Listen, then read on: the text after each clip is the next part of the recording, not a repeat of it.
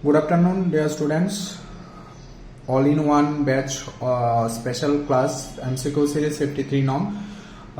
আজকে ক্লাসে আমরা দেখব ইম্পর্টেন্ট কোশ্চেন যেগুলো আমাদের আপকামিং যে এক্সামগুলো আছে, তো আমাদের প্রিপারেশন কন্টিনিউ বেসিসে থাকবে। কারণ আমরা দেখেছি যে যখনই আমাদের প্রিপারেশন কন্টিনিউ থাকে তখন কিন্তু আমরা অনেক কিছু আমাদের নলেজটা ইমপ্রুভ হয়। তো আজকের সেশন আমরা স্টার্ট করছি অল ইন ওয়ান ব্যাচ যারা তোমরা আছো, লাইভ ক্লাস যারা যারা লাইভ ক্লাসে জয়েন আছো, এবং আমাদের এই ক্লাসটা ইম্পর্টেন্ট কেন এক্সামের জন্য, আপকামিং যতগুলো এক্সাম আছে। Welcome to 360 degree teaching. আমাদের আজকের সেশন আমরা স্টার্ট করছি। তোমরা নিজেই দেখতে পাচ্ছ যে এখানে কতগুলো এক্সামের জন্য এখানে মেনশন করা আছে। প্রতিটি এক্সামের জন্যই আমাদের এই ক্লাসটা যেটা অল ইন ওয়ান ব্যাচ, সেটা থেকে আমরা ইজিলি কভার করতে পারি। আর তার সঙ্গে কিছু ইনফরমেশনও থাকছে, কারণ তোমরা জানো আজকে অবধি আমাদের যে RRB এক্সাম 3 দিনের যে এক্সাম 11, 12, 13 3 দিনের 3টে শিফট করে টোটাল 9টা শিফটে এক্সাম হয়েছে। তো আজকে ক্লাসের মধ্যে সেটাও আমরা ডিসকাস করব যে ওভারঅল যে জিনিসটা, যে RRB কোশ্চেনের যে প্যাটার্নটা, সেটা নিয়েও আজকে আমরা ক্লাসের মধ্যে ডিসকাস করব। তো আমরা সেশন স্টার্ট করছি। আজকে সেশনের first question, which is the following is the most common complication of polio, paralysis, meningitis, hearing loss, asthma. Paralysis complication, paralysis, meningitis, hearing loss, asthma. তো এখানে which is the most common, কোনটা এখানের মধ্যে কোনটা most common complication of polio? ঠিক আছে, polio থেকে এক্সামে কোশ্চেন থাকে। তো পোলিওটা কি? পোলিওটা হলো হিট সেনসিটিভ ভ্যাকসিন, না হিট সেনসিটিভ ভাইরাস। যখন আমরা ভ্যাকসিন করতাম তো ভ্যাকসিন হিট সেনসিটিভ ভাইরাস। তো পোলিওটা কি? একটা হিট সেনসিটিভ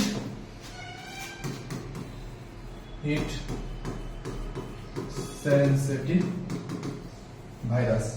ঠিক আছে, তার ইনকিউবেশন পিরিয়ডটা 7 to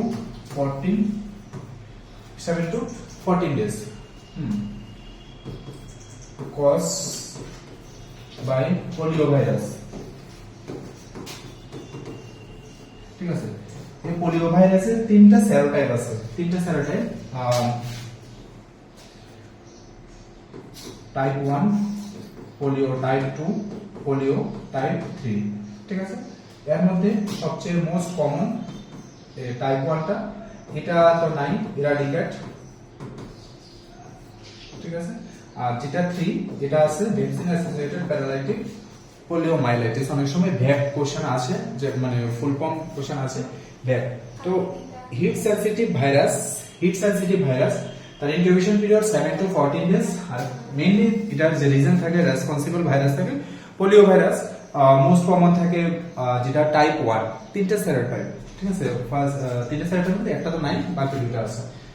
আচ্ছা, এখানে এই যে পোলিও ভাইরাস তার কিছু সিমটমস থাকে।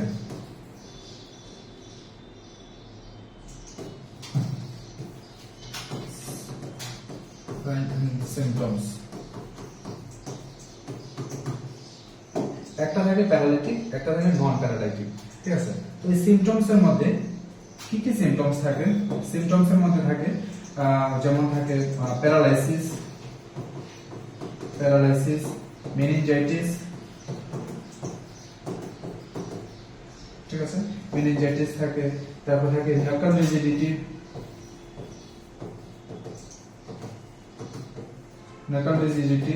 তারপর থাকে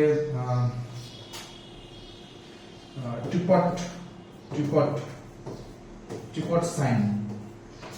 ঠিক আছে, কার্নিং sign.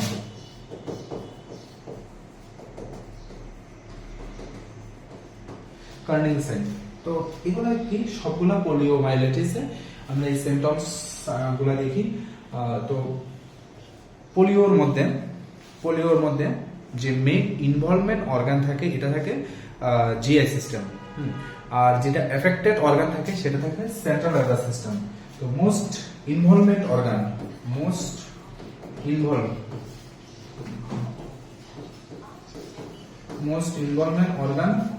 R most affected organ.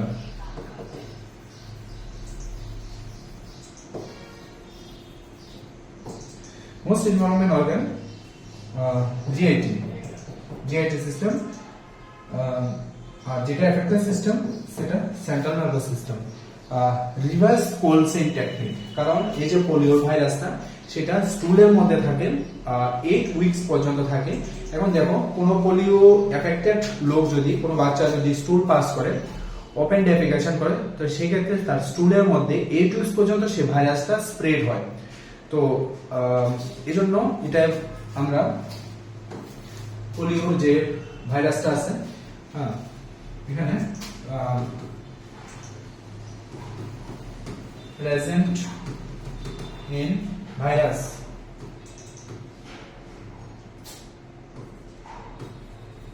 Present in স্টুল up to 8 weeks. ঠিক আছে, 8 উইকস পর্যন্ত যে স্টুল মানে স্টুলের মধ্যে পোলিও ভাইরাসটা থাকে। ঠিক আছে,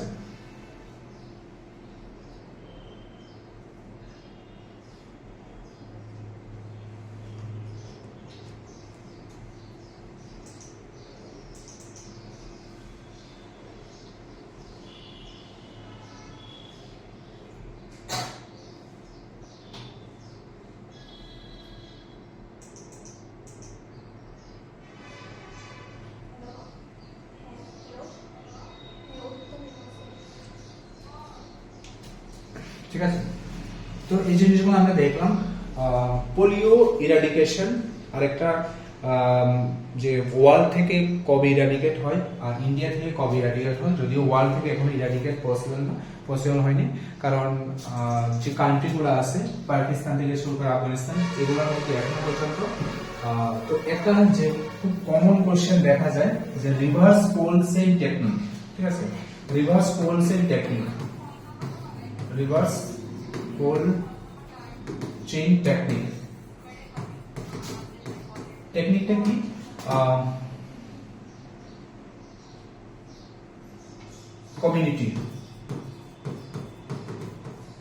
কমিউনিটি টু ল্যাব, মানে কি কমিউনিটি থেকে আসে, পেশেন্ট আছে, তো পেশেন্টের যে স্যাম্পলটা এটা উল্টা দিক থেকে আমরা নিই, মানে এখানে যে পেশেন্টটা আছে, হ্যাঁ, এখানে যে পেশেন্টটা আছে তার স্যাম্পলটা আমরা কই নিই, তার স্যাম্পলটা আমরা নিই কি ল্যাবে নিই। ঠিক আছে, তো উল্টা দিকে নরমালি আমরা যে ভ্যাকসিন ক্যারি করি সেটা হেলথ ফ্যাসিলিটি থেকে আসে, বাট এখানে যে স্টুলটা, কারণ এটা খুব heat sensitive virus, heat sensitive virus এটি হিটে ডেস্ট্রয় হয়, তো এই জন্য আমার cold chain technique ice pack maintain করে এটা আমার যে স্টুলটা পেশেন্ট থেকে ল্যাবে আমি ইনভেস্টিগেশনের জন্য নিয়ে যাবো। তাই রিভার্স কোল্ড চেইন টেকনিক, এটা এক্সামে আসে কোশ্চেনটা, যে রিভার্স কোল্ড চেইন টেকনিক আমরা কোন ডিজিজের ক্ষেত্রে ইউজ করি, তো পোলিও স্যাম্পল কালেকশনে আমরা এটা ইউজ করি। ঠিক আছে, তো এই জিনিসগুলো সবগুলা তোমাদের এক্সামের জন্য ইম্পর্টেন্ট।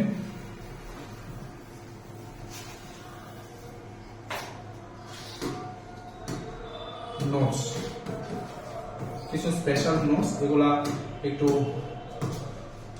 যে last polio case in India, last polio case in India কবে পায়? এটা 13 জানুয়ারি 2011, এটাই লাস্ট কেস পায়, যেটা ওয়েস্ট বেঙ্গলে পায়, হাওড়াতে। আর পোলিও ইরাডিকেশন ইন ইন্ডিয়া। ঠিক আছে, ইরাডিকেট তখনই হয় যখন পরপর 3 বছর যদি কোনো ডিজিজ যদি না থাকে, তখন আমরা এটাকে WHO সেটাকে ইরাডিকেট ডিক্লেয়ার করে 3 consecutive year। তো এখানে যে পোলিও ইরাডিকেশন এটা কবে হয়? 27 মার্চ 2014 এ এটা ইরাডিকেট হয়। ঠিক আছে, এলিমিনেট না, ইরাডিকেট হয়। আর ওয়ার্ল্ডে এখন এটা ইরাডিকেট পসিবল হয়নি, কারণ not possible eradicate from world. কেন? কারণ কি, ওয়ার্ল্ডের মধ্যে যে পানি, পাকিস্তান, আফগানিস্তান, নাইজেরিয়া, ইন্দোনেশিয়া, এখন ওই 4টা কান্ট্রির মধ্যে সবচেয়ে বেশি পাকিস্তান আর আফগানিস্তান। ঠিক আছে, নাইজেরিয়া, ইন্দোনেশিয়াটা এখন নাই। তো তো পাকিস্তান আর আফগানিস্তানে এখনো এই পোলিও কেস মানে যে পোলিওর যে ইনফেকশিয়াস যে এজেন্টটা এখনো আছে, যার কারণে ওয়ার্ল্ড থেকে এখন ইরাডিকেট পসিবল নয়। যেমন স্মল পক্স ওয়ার্ল্ড থেকে ইরাডিকেট, পোলিও কিন্তু ইন্ডিয়া থেকে ইরাডিকেট, বাট ওয়ার্ল্ড থেকে এখনো এটা পসিবল হয় না, ঠিক আছে। তো আমরা দেখলাম যে পোলিও রিলেটেড যে ইম্পর্টেন্ট কোশ্চেনগুলো, যে কোশ্চেনগুলো এক্সামের মধ্যে থাকে এবং পোলিও থেকে যদি কোনো কোশ্চেন আছে এগুলা থেকে থাকবে, ঠিক আছে। তো এখানে আছে মোস্ট কমনের মধ্যে কি মেনিনজাইটিসও কিন্তু থাকে, প্যারালাইসিসও থাকে, হিয়ারিং লস বা অ্যাজমা থাকে না। তো দুইটার মধ্যে মোস্ট কমন কোনটা? তো মোস্ট কমন প্যারালাইসিস, ঠিক আছে, মোস্ট কমন প্যারালাইসিস।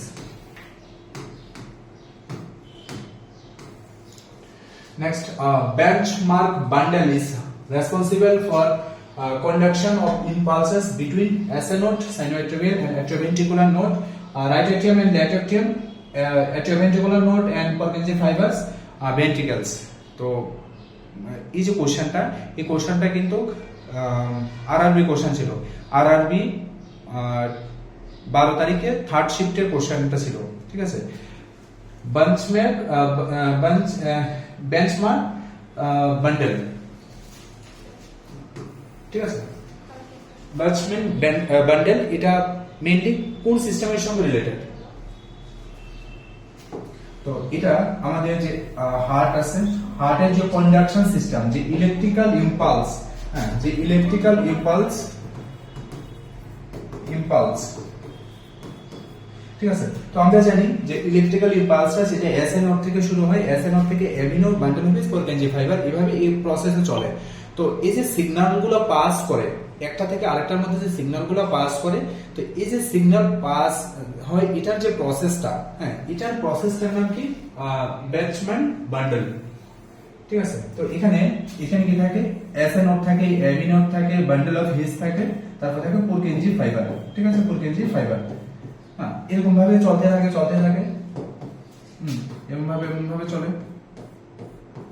ঠিক আছে। তো এখানে এটা কি? রাইট এট্রিয়াম, লেফট এট্রিয়াম, ঠিক আছে। তো এখানে মেইনলি যে ইলেকট্রিক্যাল ইম্পালস, যে signal pass from right to left, right atrium to left atrium, ঠিক আছে, right atrium to left atrium. তো এটার কাজ কে করে? এটার কাজ করে বেঞ্চমার্ক বান্ডেল, ঠিক আছে।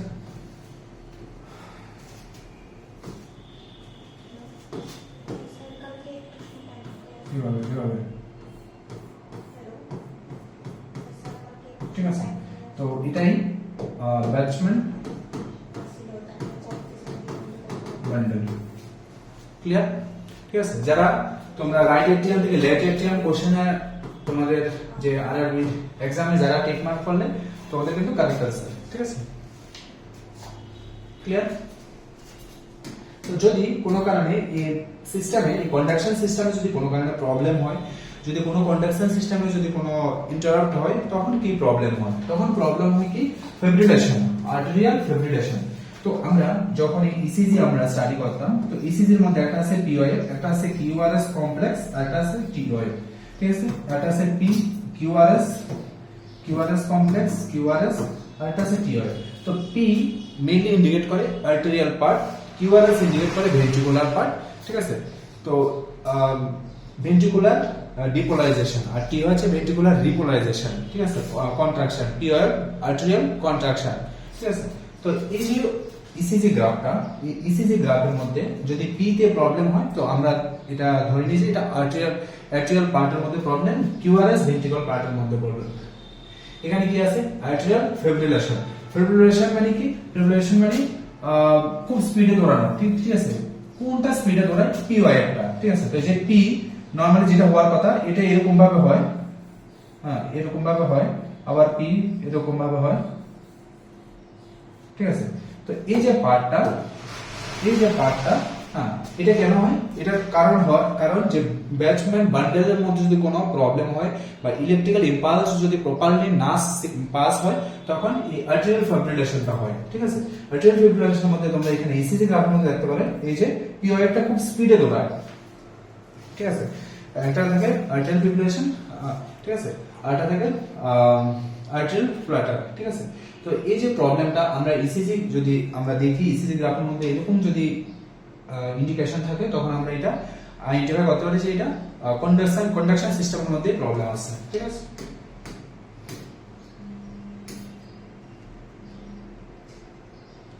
next question. The golden hour in trauma refers to first 15 minutes after injury, first 30 minutes after injury, first 60 minutes after injury, first 90 minutes after injury. Easy question.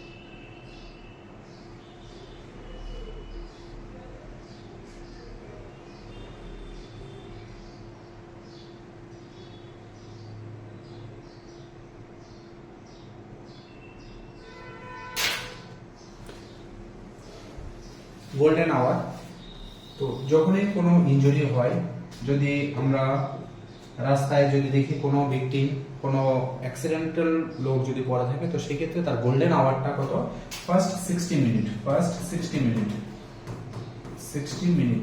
হ্যাঁ, এখন কিন্তু ত্রিপুরা গভর্নমেন্ট একটা জিনিস অ্যানাউন্স করলো যে যদি কোনো অ্যাক্সিডেন্টাল লোককে যদি তুমি হসপিটালে পৌঁছে দাও উইদিন 1 আওয়ারের মধ্যে, তো গভর্নমেন্ট তোমাকে 25,000 ক্যাশ যে প্রাইস, ঠিক আছে, তো এটা অনারেবল মিনিস্টার সুশান্ত চৌধুরী এটা কিন্তু ডিক্লেয়ার করলো। ঠিক আছে, এবং অনেকজনে সেটা পেলো যে যারা এরকম ভিকটিম থাকে বা ইনজুর্ড পারসন থাকে, ওদের যদি ফার্স্ট 60 মিনিটের মধ্যে তুমি হসপিটালে পৌঁছে দাও, তো গভর্নমেন্ট কিন্তু তোমাকে অ্যাপ্রিসিয়েট করে। ঠিক আছে, তো এখানে অ্যাপ্রিসিয়েটের ম্যাটার না, ম্যাটারটা হলো যে তুমি যে কোনো লোক যদি এরকম ভাবে থাকে, তুমি হেল্প করাটা দরকার। ঠিক আছে, অ্যাজ এ হিউম্যান বিং তোমার এই জিনিসটা মানে তোমার জিনিসটা হেল্প করা দরকার। ঠিক আছে, তো এখানে যে golden hour in trauma refers to first 60 minute. এই ফার্স্ট 60 মিনিটের মধ্যে আমরা কি করতে পারি? আমরা এই এবিসি এয়ারওয়ে ব্রিথিং সার্কুলেশন এই জিনিসগুলো আমরা প্রপারলি আমরা মেইনটেইন করতে পারি। যদি তার সময় যদি বেশি হয়, তো মেজর যে ইনজুরি হওয়ার চান্স থাকে, মানে যে ভাইটাল পার্টগুলো থাকে, ব্রেইন, হার্ট, লাংস, এগুলো ইনজুরি হওয়ার বা এগুলো কোলাপস হওয়ার চান্স থাকে।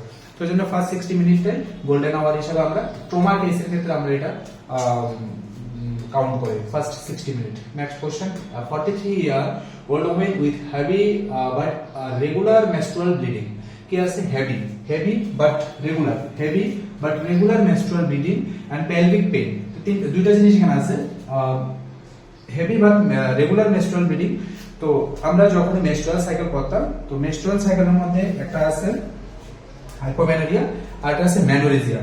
তো যে ব্লিডিং যদি 35 ml এর নিচে হয়, ঠিক আছে, 20 ml এর যদি নিচে হয় আর যদি 80 ml এর উপরে হয়, তো এটা হাইপোমেনোরিয়া।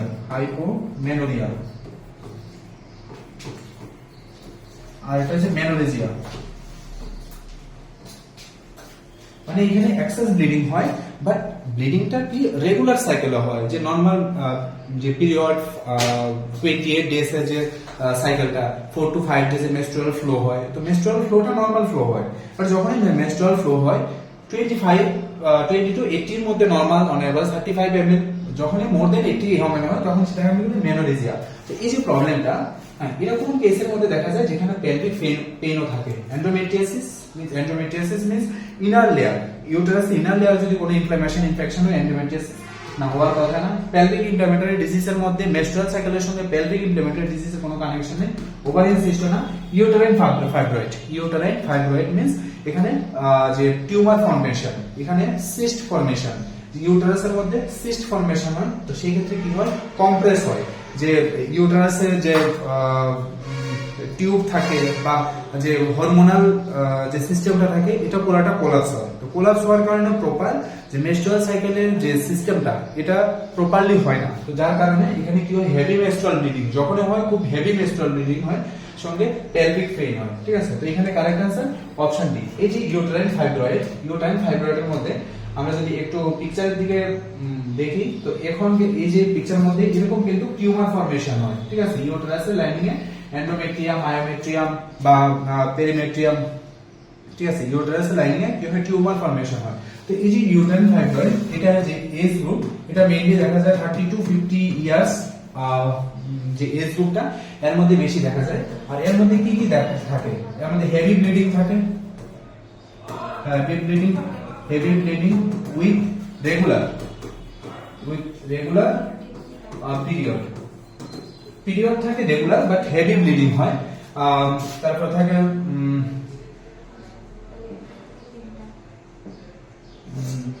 থাকে এখানে ইউটেরাইন প্রেসার থাকে।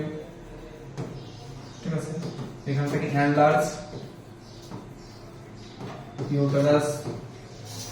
ঠিক আছে, এই জিনিসগুলো দেখি আমরা ইউটেরাইন ফাইব্রয়েডের মধ্যে, যেখানে fibroid means tumour formation, uterus এর টিউমার ফর্মেশন, তখন মেনস্ট্রুয়াল ফ্লোতে প্রবলেম হয়। ঠিক আছে, next, brain damage caused by accumulation of abnormal level of toxic bilirubin in the brain is known as jaundice, isoimmunization, kernicterus, supple hematoma.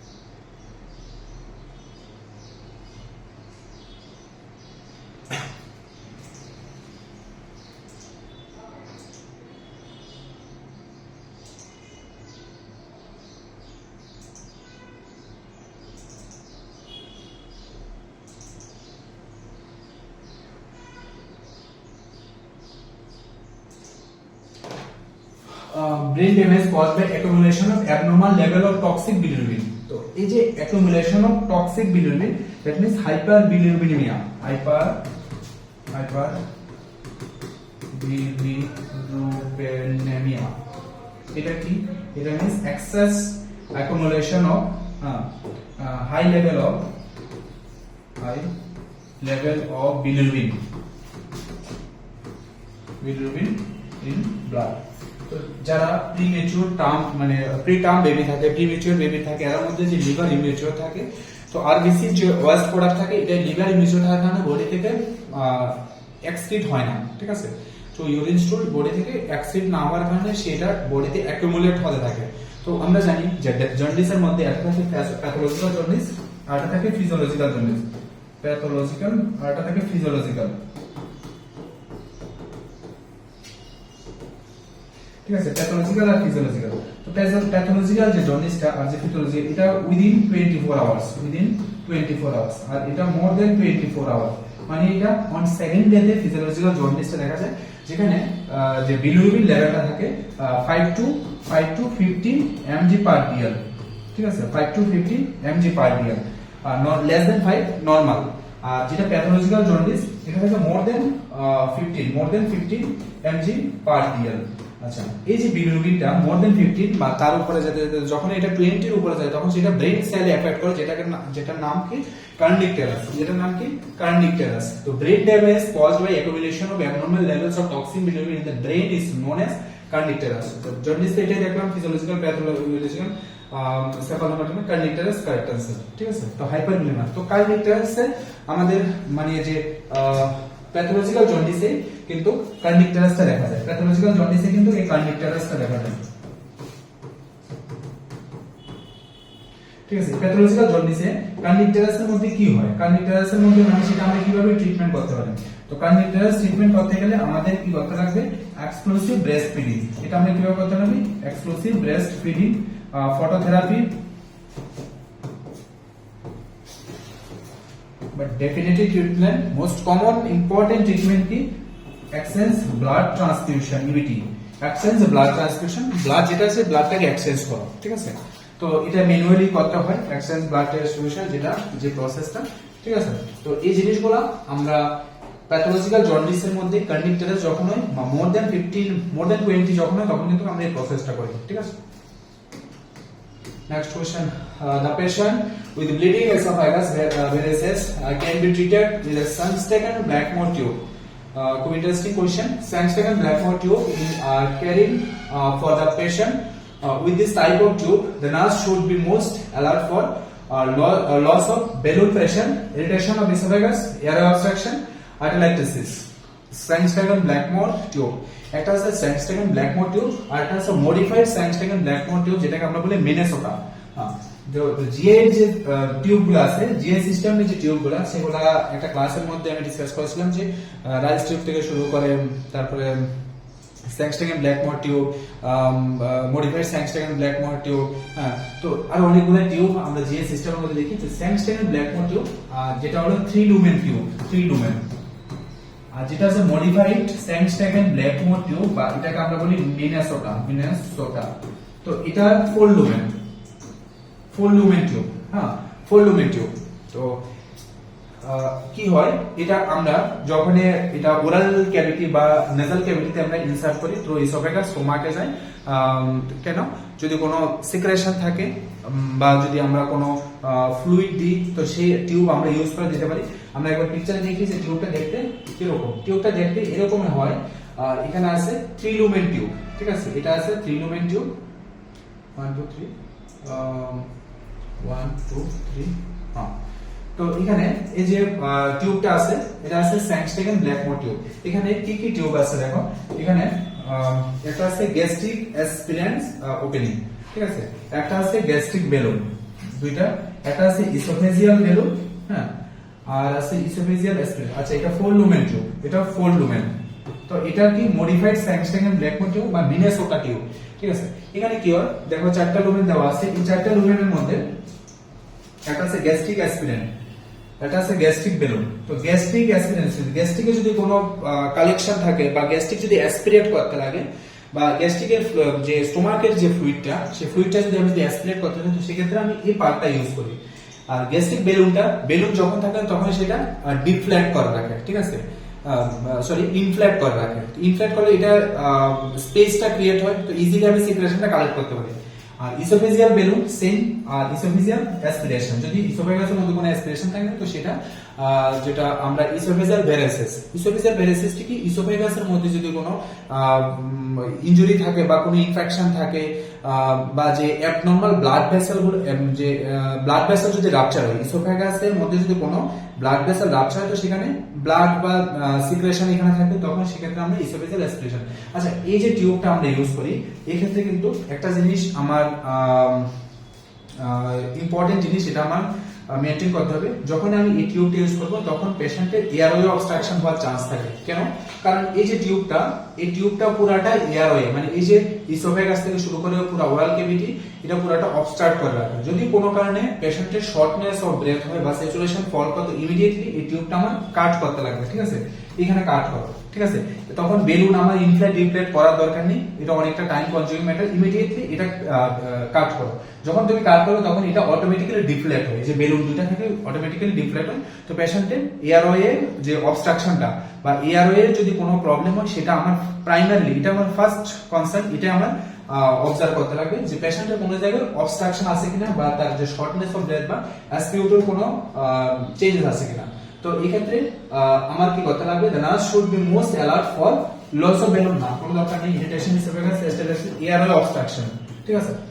একটা জিনিস আমরা মনে রাখতে পারি, যখন কোনো কোশ্চেনের মধ্যে এয়ারওয়ে কথাটা মেনশন থাকে তো ম্যাক্সিমাম টাইম কোশ্চেন আনসার ওইটাই হয়, ঠিক আছে, কারণ airway first priority. Next question, a nurse is caring for a client who has paraplegia as a result of a spinal cord injury, which rehabilitation plan will be the most effective for this client. Arrangement will be made by the client and the client family. The plan is formulated and implemented early in the client's care. The rehabilitation is minimal and short term because the client will return to former activities. Arrangement will be made for long term care because the client is no longer capable of self care. কোন একটা patient তার কি spinal cord injury হওয়ার পরে তার কি হলো paraplegia হলো। প্যারাপ্লেজিয়া কি as a result of spinal cord injury আছে হুইচ রিহ্যাবিলিটেশন। তো ওই পেশেন্টের জন্য একটা রিহ্যাবিলিটেশন সেন্টারে তার সেটআপটা কেমন হওয়া দরকার, হ্যাঁ সেটআপটা কেমন হওয়া দরকার। তো আমরা তার আগে জিনিসগুলো দেখি যে প্যারাপ্লেজিয়া, ঠিক আছে, প্যারাপ্লেজিয়া কি প্যারালাইসিস। হ্যাঁ প্যারালাইসিসটা কি? তো প্যারালাইসিস আমাদের যে নার্ভাস সিস্টেম থাকে ব্রেন এন্ড স্পাইনাল কর্ডে যদি কোনো নার্ভাস সিস্টেমের ডিস্টার্ব হয়, যদি কোনো স্ট্রোক হয়, যদি কোনো স্পাইনাল কর্ড ইনজুরি হয়, যদি কোনো সার্ভাইকাল কোলাপস হয়, সার্ভাইকাল ইনজুরি হয়, তো এই ক্ষেত্রে প্যারালাইসিস হয়। তো প্যারালাইসিসের মধ্যে কি কি প্যারালাইসিস আছে? প্যারালাইসিসের মধ্যে আছে একটা আছে মনোপ্লেজিয়া, একটা আছে হেমোপ্লেজিয়া, একটা আছে প্যারাপ্লেজিয়া, আর এটা আছে কোয়াড্রিপ্লেজিয়া। আচ্ছা একদমই সিম্পল জিনিসটা মনে রাখা, একদম সিম্পল। মনো মিন্স সিঙ্গেল। তো এখানে কি সিঙ্গেল আর্ম অর লেগ, ঠিক আছে। যদি সিঙ্গেল আর্ম বা লেগ যদি প্যারালাইসিস হয় বা নার্ভনেস থাকে বা নার্ভাস সিস্টেম যদি এখানে নন ফাংশনাল থাকে তখন এটাকে আমরা বলি মনোপ্লেজিয়া। হেমাপ্লেজিয়াতে কি হয়? হেমাপ্লেজিয়া মিন্স সিঙ্গেল সাইড, বা এটাকে আমরা বলি one side of the body, ঠিক আছে। কোন একটা লোক তার ওয়ান সাইড, রাইট সাইডে পুরাটা বা লেফট সাইডে পুরাটা, আপার লিম্ব লোয়ার লিম্ব সব। প্যারা মিন্স এখানে প্যারা থেকে আমরা বুঝতে পারি প্যারা মিন্স এখানে আমরা পায়ের পাটটা লোয়ার এক্সট্রিমিটি, লোয়ার লিম্ব, ঠিক আছে। এখানে কোনটা লোয়ার লিম্ব বলতে পারি বা লেগ, ঠিক আছে। Quadriplegia means both arm leg বা এটাকে আমরা বলতে হোল বডি। আরে আর কোনো জায়গায় বাদ নেই, পুরা বডি যখন প্যারালাইসিস হয় তখন এটাকে আমরা বলবো quadriplegia. Monoplegia, hemiplegia, paraplegia, quadriplegia, paralysis. অনেক সময় এক্সামে কোশ্চেন আসে যে প্যারাপ্লেজিয়া কি, হেমোপ্লেজিয়া। ডিরেক্ট কোশ্চেন এখন আসে না, কারণ তোমরা জানো তোমরা যে আরআরবি এক্সাম দেখলে আরআরবি এক্সামে কোনো কোশ্চেন ডাইরেক্ট কোশ্চেন নাই, ঠিক আছে। 70 কোশ্চেনের মধ্যে 1-2টা কোশ্চেন ছাড়া বাকি সব কোশ্চেনে অ্যাপ্লাইড কোশ্চেন, ঠিক আছে, প্র্যাকটিক্যাল ফিল্ডের কোশ্চেন। যারা এক্সাম দিয়েছো তোমাদের একটা গুড এক্সপেরিয়েন্স হলো, তোমরা জানতে পারলে বুঝতে পারলে যে আরআরবি যে এক্সামটা যেটা ত্রিপুরাতে এক্সাম হলো এবং সবচেয়ে যে 2026 এর এক্সামটা, এটা যারা ক্যান্ডিডেট যারা ছিল ওদের জন্য একটা খুব ভালো একটা ইনিশিয়েটিভ নিল আরআরবি, যে প্রতিটা স্টেটে কিন্তু এক্সাম কন্ডাক্ট করলো, ঠিক আছে।